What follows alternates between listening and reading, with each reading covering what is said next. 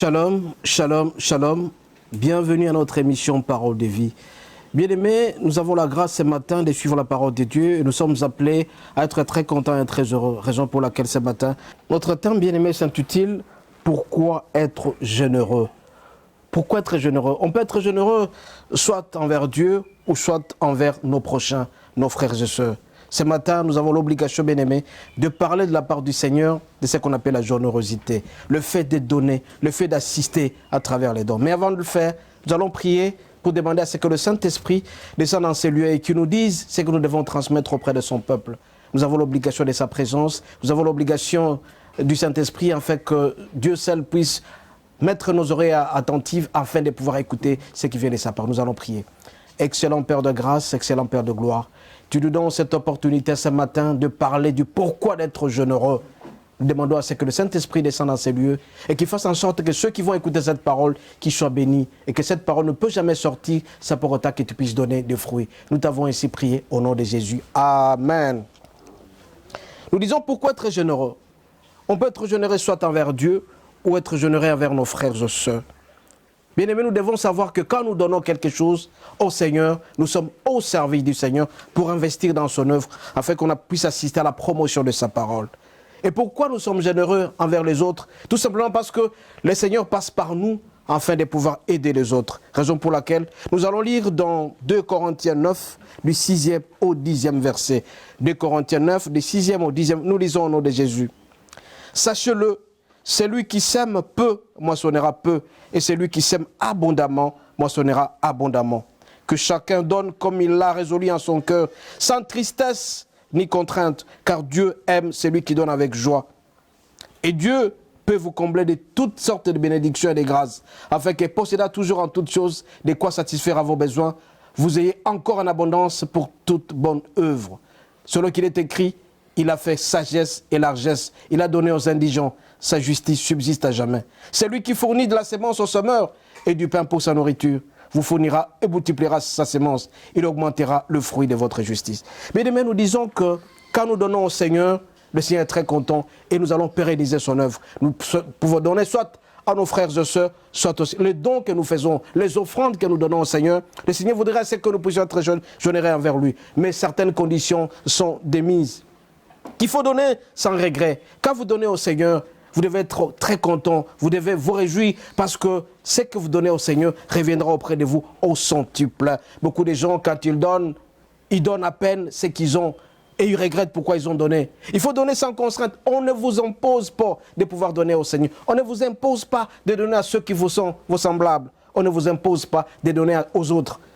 Et en troisième condition, bien-aimés, nous avons donné avec joie. Vous devez donner au Seigneur avec joie. Quand vous allez à l'église, vous quittez votre maison, vous amenez quelque chose que vous allez donner à l'investissement de l'œuvre de Dieu, vous devez le faire avec joie. On doit le faire sans regret, on doit le faire sans contrainte, donner avec joie. Comme il est dit, il a toujours dit, nous sommes que de simples gestionnaires. Nous ne sommes que de simples gestionnaires de ce que le Seigneur a mis à notre disposition. C'est Dieu qui fournit de la sémence au Seigneur. C'est Dieu qui donne l'essentiel que vous donnez aux autres. Et c'est Dieu qui donne cette capacité de pouvoir trouver les moyens, de pouvoir trouver de l'argent. Raison pour laquelle, encore une fois, bien-aimés, pour enchérir notre exhortation, nous allons lire dans Ésaïe 55, verset 10.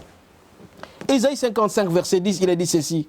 Comme la pluie et la neige descendent des cieux, il n'y retourne pas sans avoir arrosé, fécondé la terre et fait germer les plantes, sans avoir donné de la sémence au semeur et du pain à celui qui mange. Bien-aimés, quand vous donnez, soyez sûrs et certains que ça reviendra au centuple auprès de vous. Raison pour laquelle on nous dit, nous devons donner sans regret, nous devons donner sans contrainte. Nous ne sommes que de simples gestionnaires. Si vous s'aimez beaucoup, bien aimés, vous allez encore récolter beaucoup. Les gens qui donnent peu en contrepartie, ils ne reçoivent que peu. Nous avons l'obligation, bien aimés, de savoir que tout l'argent que nous avons entre nous, c'est parce que le Seigneur a voulu que nous puissions avoir cet argent. Mais en étant généreux pour réaliser des bonnes œuvres, nous sommes davantage bénis. Donc quand vous donnez plus au Seigneur, vous serez bénis davantage. Quand vous donnez moins au Seigneur, vous serez moins aussi bénis. J'ai toujours dit, le Seigneur honore ceux qui l'honorent et bénit ceux qui les bénissent. Nous avons l'obligation, bien-aimés, de donner au Seigneur. Mais tous ceux qui donnent au Seigneur, tous ceux qui donnent en Christ, immédiatement, ils sont frappés d'immortalité. C'est-à-dire le fait de donner régulièrement, le Seigneur vous donnera aussi davantage parce qu'il vous aime et parce que vous lui donnez. nous devons être généreux envers Dieu. Quand nous faisons des dons à l'église, nous donnons des offrandes, des actions de grâce, le Seigneur sera très content. Mais il faut le faire sans contrainte, c'est avec joie. Nous sommes appelés donc, bien aimés, à utiliser notre argent, non seulement pour nos besoins, mais aussi pour les bonnes œuvres. Les bonnes œuvres sont lesquelles? C'est-à-dire une église qui manque un micro, vous êtes appelés à donner. Une église qui manque de chaises, vous êtes appelés à donner. De pasteurs, de prêtres qui souffrent, nous sommes appelés à les assister régulièrement parce que le Seigneur nous aime et il nous dit tout simplement que nous sommes appelés à donner l'essentiel. C'est pourquoi ce matin, bien-aimés, en parlant de cette émission Parole de vie, le Seigneur nous demande d'être généreux envers lui. Quand nous sommes généreux envers le Seigneur, à son tour, puisque nous ne sommes que de simples gestionnaires, la sémence que nous allons mettre, nous allons récolter. On vous a toujours dit, on nous a toujours dit que ce que l'homme sème, il les moissonnera certainement. Nous aussi, bien-aimés, en ce matin, le Seigneur nous demande et nous exhorte à pouvoir donner régulièrement auprès du Seigneur. Quand nous donnons nos offrandes, nous offrons au Seigneur. Il y a des gens qui touchent, par exemple, $1000, ils donnent à peine $1. Mais ce n'est pas sérieux, parce que vous avez beaucoup. Vous n'êtes qu'un simple gestionnaire. Ce que vous donnez au Seigneur doit être significatif. On appelle ça un peu sacrifice. Quand vous lisez la Bible, vous verrez par exemple que Jacob, quand Dieu l'a béni sérieusement en venant de Laban, il a sacrifié. Il a donné des sacrifices au Seigneur. Et quand il a donné le sacrifice au Seigneur, le Seigneur était très content. Il l'a béni de plus en plus. Et pour preuve, c'est que quand il était à côté de Laban, Laban a bénéficié de toutes les bénédictions possibles, tout simplement parce que Jacob était là. Jacob qui pensait aux offrandes, Jacob qui pensait aux sacrifices, Jacob pensait aux holocaustes, nous aussi bien-aimés. Mais il les faisait aussi sans contrainte. Il pensait tout simplement que quand il se confie au Seigneur, il ne sera jamais déçu ni confus. Raison pour laquelle à un certain moment, quand il a eu de petits pépins, des problèmes avec Laban, le Seigneur lui a dit, personne ne te fera jamais du mal parce que tu es avec moi. Et donc, bien-aimé, le fait de donner au Seigneur, il va vous assister de plus en plus. Vous serez très heureux parce que toute votre confiance sera focalisée auprès de lui. Vous aurez ce qu'on appelle la foi. Plus votre foi va augmenter, plus la divinité, et plus vous allez donner plus au Seigneur, et plus vous serez bénis davantage. Et alors on peut se poser la question, bien-aimé, pourquoi donner? Pourquoi être généreux? Vous êtes vous-même demandé pourquoi nous donnons au Seigneur? Pourquoi nous donnons à nos amis? Pourquoi nous donnons aux frères et sœurs? Eh bien, à cette question, nous avons deux réponses. Dieu permet cela parce que les enfants de Dieu doivent s'aider mutuellement. Ce que vous allez donner, vous aurez des conséquences positives. La première des choses, c'est que Dieu nous utilise comme étant un canal pour pouvoir aider les autres. Rappelez-vous l'histoire de Joseph. Joseph a été envoyé en Égypte, il a traversé des situations difficiles, mais arrivé à un certain moment, Joseph était le canal de bénédiction, eux pour l'Égypte et pour ses frères d'Israël. Et il a béni de plus en plus ses frères en donnant ce que le Seigneur a mis à sa disposition. Et donc, nous avons l'obligation, bien-aimés, de pouvoir servir le Seigneur, à donner au Seigneur. Quand nous donnons au Seigneur, mes bien-aimés, nous allons servir les autres. C'est nous qui sommes appelés à pouvoir aider les autres. La réponse à cette question, bien-aimés, dit tout simplement que Dieu permet cela pour que les enfants de Dieu puissent s'aider mutuellement. Ce qui aura pour conséquence directe plusieurs prières, plusieurs nombreuses prières qui seront adressées au Seigneur avec louange et adoration. Ce n'est pas parce que nous avons profité de cet argent de manière égoïste, mais tout simplement parce que nous devons aider les autres. Nous devons éviter d'être égoïstes. Les gens, quand ils sont riches, ils pensent qu'ils ne peuvent s'offrir de l'argent que pour eux-mêmes. Et pourtant, ils oublient que vous êtes là parce que les autres existent. Vous êtes appelés à aider les autres parce que le Seigneur vous a aidé. Ne soyez pas égoïstes. La parole de Dieu déclare, celui qui épargne plus, il s'appauvrit de plus en plus. Mais celui qui sème, qui donne aux autres, il sera béni davantage. Nous avons donc l'obligation de donner et pour le Seigneur bien-aimé et pour ceux qui nous entourent. Raison pour laquelle ce matin bien-aimé, le Seigneur nous demande encore une fois de pouvoir donner avec joie. Quand vous donnez au Seigneur, le don que vous donnez au Seigneur, les actions de grâce que vous faites, ce que vous aidez, les indigents, regardez autour de vous. Il y a des veuves qui souffrent. Est-ce que vous pensez aux veuves? Est-ce que vous pensez aux orphelins? Est-ce que vous pensez à vos parents? La fois dernière, je vous ai parlé des 6 conditions pour être très heureux. Entre autres, il faut honorer les parents et donner à ceux qui sont autour de nous. Raison pour laquelle, d'abord dans la ministrie, nous prenons toujours l'assistance aux autres. Nous prenons l'investissement dans l'œuvre de Dieu. Nous prenons le fait d'investir dans l'œuvre de Dieu en donnant aux pauvres et en donnant à l'Église. Bien aimé, la deuxième condition, c'est-à-dire, outre le fait pour que les autres puissent s'aider mutuellement parce qu'on met l'argent à votre disposition, c'est pour pouvoir pourvoir aux besoins du Seigneur. C'est-à-dire quoi? C'est-à-dire tout simplement que quand vous donnez aux autres, ils vont prier sérieusement. Et ils vont prier et le Seigneur sera glorifié davantage. Parce que nous sommes là pour pouvoir aider les autres. Bien aimés, le Seigneur va multiplier la capacité pour nous de pouvoir aider les autres tant que nous allons donner aux autres. Vous allez remarquer les gens qui ne savent pas donner, qui ont deux bras ou bien deux mains flambeaux. Ce sont des gens qui ne sont pas bénis parce qu'ils ne savent pas libérer. Vous devez libérer, c'est-à-dire quoi? Aider les autres. Avec cette libéralité, le Seigneur sera très content. Et vous allez accroître votre connaissance spirituelle. On a toujours dit, bien-aimés, notre connaissance spirituelle doit se baser non seulement sur la parole de Dieu, non seulement sur notre intimité avec Dieu, mais aussi notre capacité de pouvoir être généreux. C'est pourquoi ce matin, nous devons nous confier sérieusement au Seigneur. Mais il est difficile pour certains qui ne sont pas nés libéraux. Il y a des gens qui ne savent pas donner, ils pensent qu'ils ne peuvent que trop servir. C'est ici l'interpellation pour la plupart d'hommes de Dieu. Les hommes de Dieu, les serviteurs de Dieu, sont aussi appelés à être généreux. Les serviteurs de Dieu ne pensent pas seulement qu'ils sont là pour recevoir des autres. Mais à un certain moment, quand vous êtes bénis, pensez aussi aux autres. Nous avons certains témoignages de la plupart des pasteurs. Quand ils donnent, ils sont bénis. Mais par contre, si vous êtes là uniquement pour recevoir, sans pour autant donner aux autres, en tout cas, soyez sûr et certain qu'il n'y a pas d'investissement, vous ne serez jamais bénis. C'est pourquoi il est dit ici, la manière dont vous donnez votre sémence, c'est la manière dont vous serez bénis. Et quand vous donnez quelque chose de plus en plus bien-aimé, soyez sûr et certain que le Seigneur sera toujours avec vous. Donc, à part les Seigneurs, à part ceux qui nous entourent, bien-aimés, nous sommes appelés à pouvoir nous investir à ceux qui nous entourent, à nous investir auprès de la parole. C'est à ce moment-là seulement que nous allons nous accroître spirituellement. Notre croissance spirituelle dépend aussi de notre manière de donner. Ça s'appelle la foi. Cette foi, bien-aimés, cette foi augmentera de plus en plus parce que nous donnons au Seigneur, parce que nous investissons dans l'œuvre de Dieu. Plus votre foi augmente, plus votre taux de divinité augmente aussi. Ainsi donc, bien aimés, nous avons la joie que notre foi augmente. Et quand vous avez la foi, le Seigneur sera là à côté de vous. Votre taux de divinité va augmenter. Votre taux de croyance en Dieu augmentera. Et la divinité de Dieu aussi s'accroît dans votre vie. Bien aimés, le Seigneur reste demain notre source d'inspiration à travers le fait d'être généreux à la plupart des gens. Bien aimés, nous devons comparer notre foi comme étant une folie en Jésus, notre foi comme étant une folie en Dieu, parce que tout simplement, notre foi, c'est le fait de pouvoir donner au Seigneur. Il sera toujours avec nous à tout moment de notre vie. C'est pourquoi ce matin, encore une fois, bien aimés, nous sommes appelés à investir dans l'œuvre de Dieu. Et le fait d'investir, ça montre la suffisance de notre foi. Je vous ai parlé la fois dernière, vous avez des offrandes sacrificielles, vous avez des offrandes de solidarité, vous avez des offrandes ordinaires. Une offrande ordinaire, c'est quand vous allez à l'église, vous pensez tout simplement que vous devez investir dans l'œuvre de Dieu. Une offrande sacrificielle, c'est le fait, par exemple, que vous avez un projet à réaliser, vous vous offrez, vous faites un sacrifice, et vous verrez dans quelle mesure vous serez bénis davantage. Nous avons l'expérience, mes bien-aimés.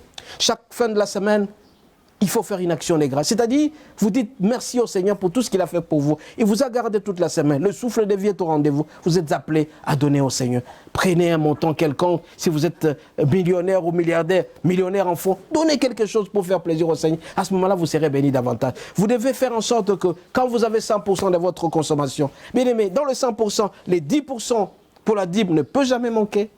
10% pour votre famille, 10% pour les autres et 10% pour l'œuvre de Dieu. Et à ce moment-là, bien aimé, ça ira mieux dans votre vie. Donc le fait de pouvoir donner va faire en sorte que votre capacité d'investissement dans l'œuvre, votre capacité de recevoir va aussi augmenter davantage. C'est pourquoi ce matin, bien aimé, nous avons l'obligation de nous approcher de plus en plus du Seigneur. Mais il y a une chose que la plupart des gens risquent de confondre. Le fait de donner au Seigneur ne vous exclut pas à ce que vous puissiez arrêter de pécher.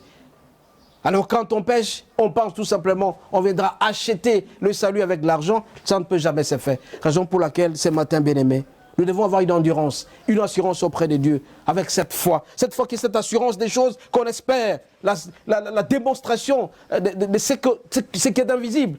Et Seigneur nous demande tout simplement de croire en lui et de lui donner davantage et de marcher selon sa volonté. Raison pour laquelle, ce matin, bien-aimés, encore une fois, nous devons donner, nous être généreux. Pourquoi donner, comme je l'ai dit à l'introduction?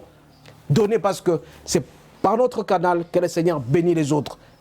Si nous augmentons notre capacité de donner, le Seigneur aussi augmentera notre capacité d'avoir de l'argent. C'est cette capacité qui va augmenter au fur et à mesure que nous allons donner aux autres. Et plus nous donnons au Seigneur, plus nous assurons la propension de la parole, plus nous propensions la promotion de la parole, et plus nous serons bénis davantage. Rappelez-vous, c'est lui à qui vous avez donné. Et quand il va commencer à manger, il va prier Dieu. Donc la louange et l'adoration du Seigneur vont lui revenir. Et vous serez encore bénis davantage. Bien-aimés, en ce matin, en train de parler de la parole de vie, le Seigneur nous demande tout simplement d'être attachés à lui et de l'aimer davantage. Et de faire en sorte tout simplement que sa parole puisse nous éclairer davantage. Nous devons croître sur le plan spirituel. Et comment le faire? Tout simplement en acceptant sa parole régulièrement.